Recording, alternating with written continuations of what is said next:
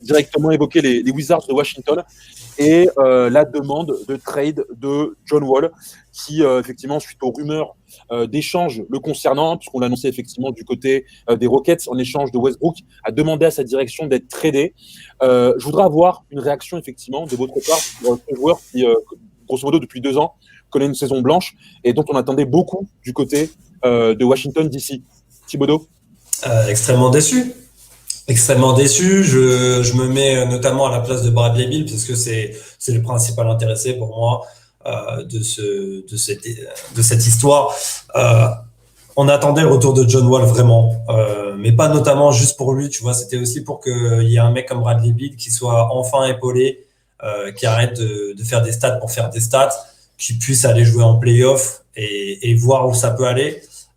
Le fait qu'il demande son transfert comme ça, un peu par excès d'orgueil, parce que pour moi, c'est rien de plus que de l'excès d'orgueil, de se dire ok, j'ai été mis dans les rumeurs de trade, en gros, je suis plus le numéro 1 de la franchise, ce qu'a fait savoir le front office à tout le monde dans les médias. Ils ont dit que c'était Bradley Beal autour de qui ils voulaient construire. Vraiment, excès d'orgueil, très très mal placé pour parler quand tu sais qu'il n'a pas joué depuis 2 saisons, qu'il est payé 40 putains de millions de dollars l'année.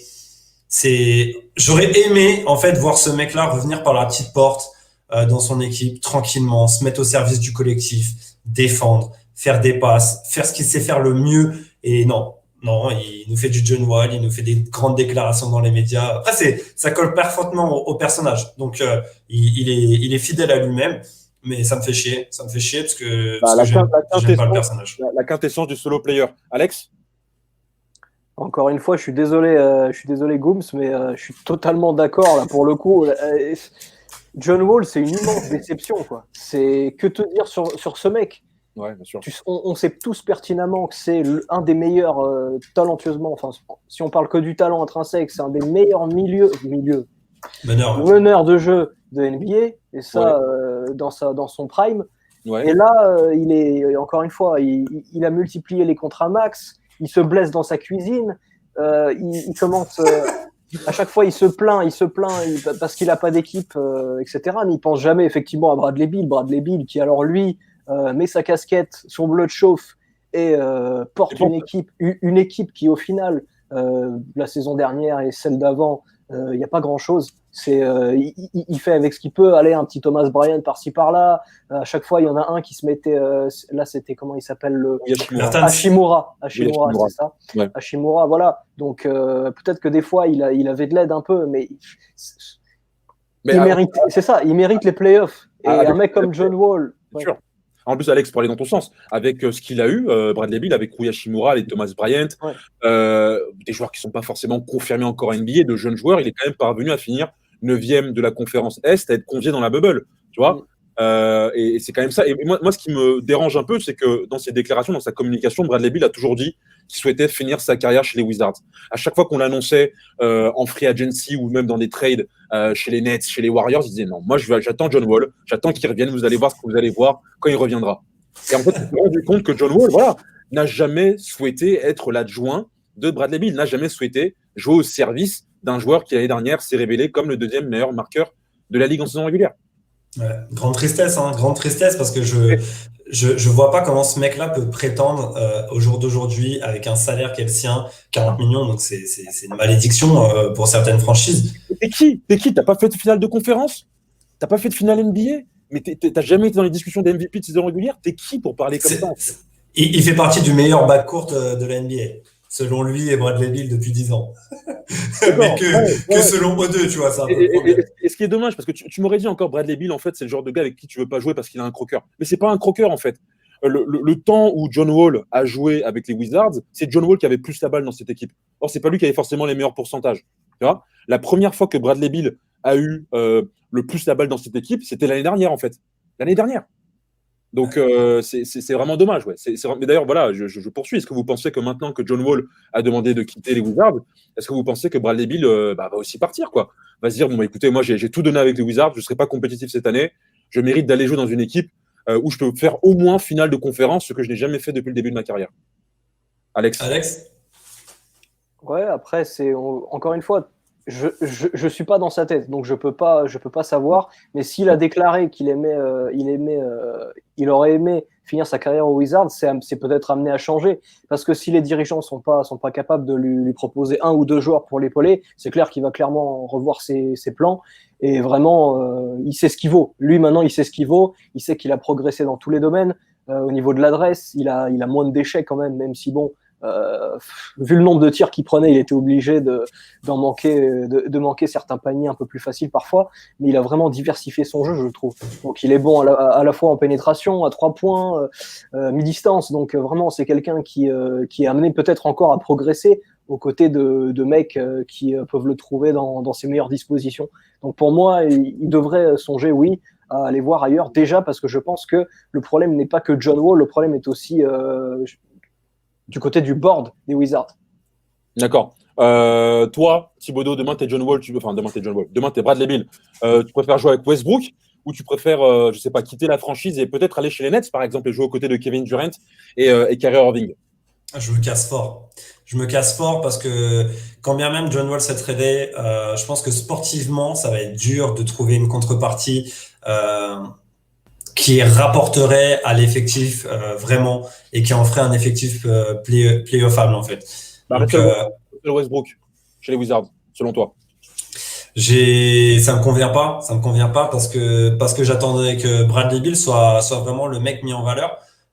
J'aurais aimé que John Wall soit le mec, par contre, qu'il le mette en valeur, donc de par son jeu, parce que je les trouve compatibles quand même. Westbrook, pour le coup, pas du tout. C'est un mec qui prend la gonfle pour lui. Ça a été moins le cas à Houston, mais parce qu'il y avait vraiment déjà une hiérarchie bien établie et parce qu'il arrivait dans une équipe d'un mec qui était MVP en titre dans l'année dernière.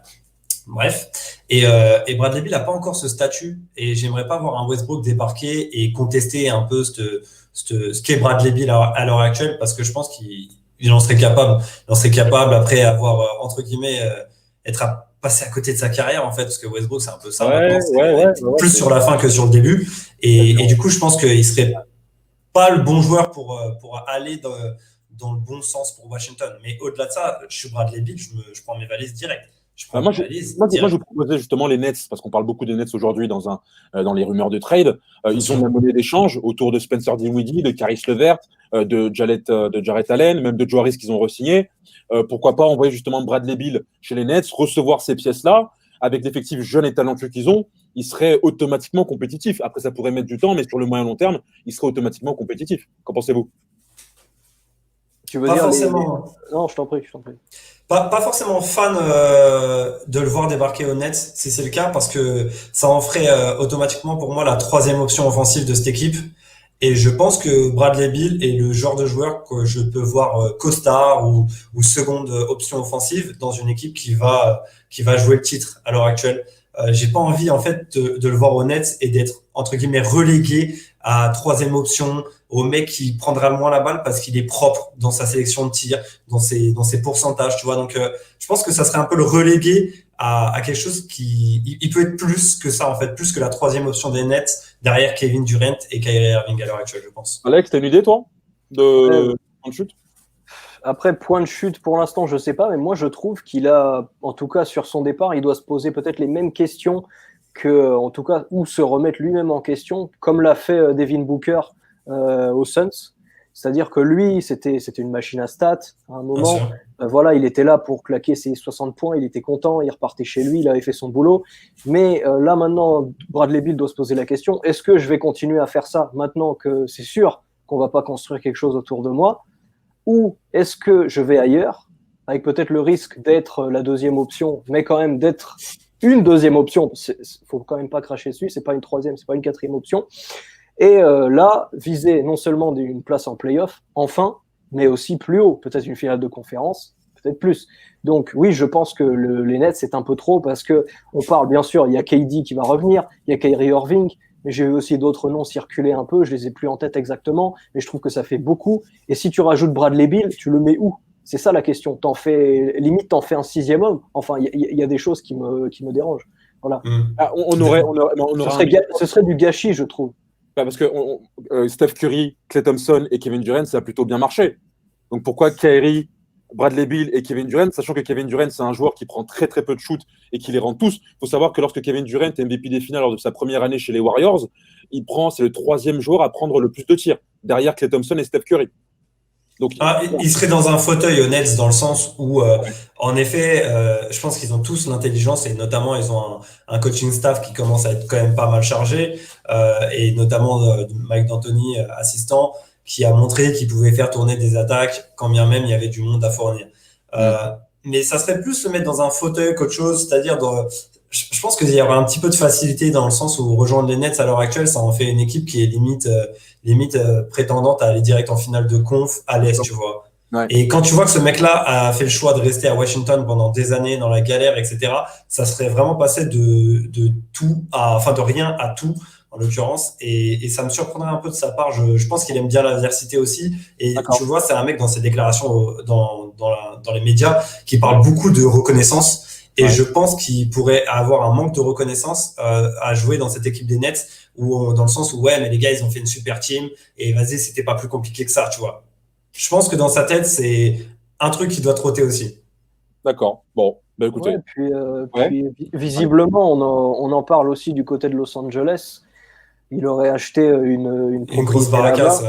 Voilà, donc là aussi, pour moi, ça serait tout aussi contre-productif que les Nets, que ce soit les Lakers ou les Clippers. Le vrai problème chez les Clippers, c'est qu'ils n'ont pas de meneur. Tu te dis encore chez les Nets, ils ont un meneur qui peut organiser le jeu. Chez les Clippers, ils n'ont pas de meneur. Donc, avoir 3 joueurs de grande qualité sans un meneur, ce serait très inquiétant pour moi. Voilà, si j'étais... tu parles de Kyrie pour le meneur? Ouais, je parle de Kyrie, je parle du mec qui a mis le game winner Game 7. Je parle du mec qui a mis 31 points Game 5. Qui met autant de passes D que Bradley Beal à l'heure actuelle sur les stats, quoi. Donc c'est un peu dérangeant. Ouais, mais encore une fois, il joue à côté de Kevin Durant, il joue avec un staff, Steve Nash, qui était l'un des meilleurs passeurs de la ligue, et aussi D'Antoni, qui est un gourou offensif. Donc moi, je pense que chez les Nets, ça peut marcher. Après, voilà, il faudra voir effectivement comment ça va se passer. Oui, et puis Kyrie est quelqu'un de très capricieux, donc je pense que s'il joue avec son pote Kevin Durant, là, il va tout de suite se mettre au diapason, peut-être plus aussi, que lors des dernières saisons, quoi. Là où il râlait beaucoup avec les Celtics, là, il va un peu la mettre, pas en veilleuse, parce qu'il faut pas déconner avec Kyrie, mais